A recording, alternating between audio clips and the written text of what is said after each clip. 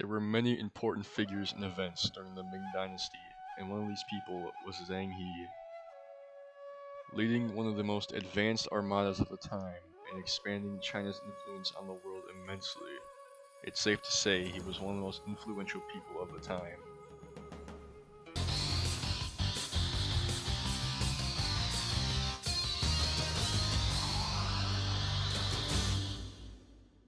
Zheng He was born in 1371 in Yunnan, which was a Mongolian province.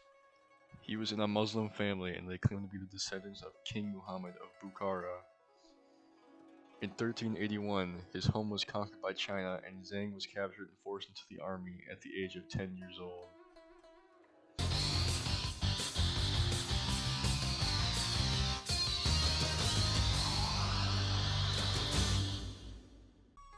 After serving in the military for a while, Zheng was eventually chosen by the emperor to be commander-in-chief on a series of voyages. The first expedition was in 1405. He commanded 62 ships and 27,800 men in total. They visited many places during it, including what is now modern-day Vietnam, Thailand, Malacca, and India. After 2 years, they finally returned to China in 1407. His second voyage began in 1408 and ended in 1409. He visited Calicut and Kochi, but he was attacked by King Elaganakara of Ceylon, which he defeated and captured, bringing him back to China.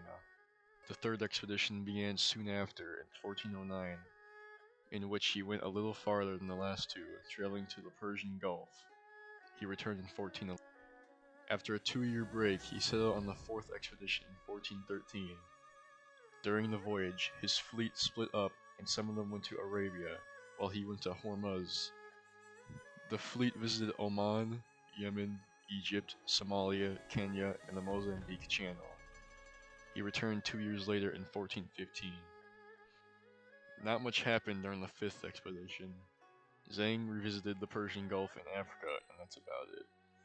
Zheng He departed on his sixth expedition to bring home Chinese foreign emissaries, during which he visited India, Arabia, and Africa. He came home in 1419, but a few years after he returned, the emperor died and the new one ended all naval expeditions.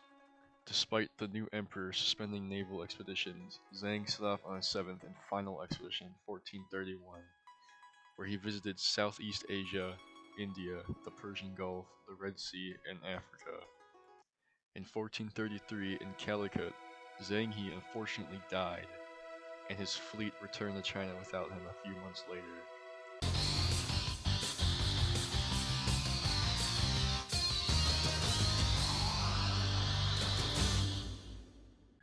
Although some people may argue that Zheng He's expedition brought nothing of value to China, they actually greatly expanded China's influence on the world and led to more Chinese emigration.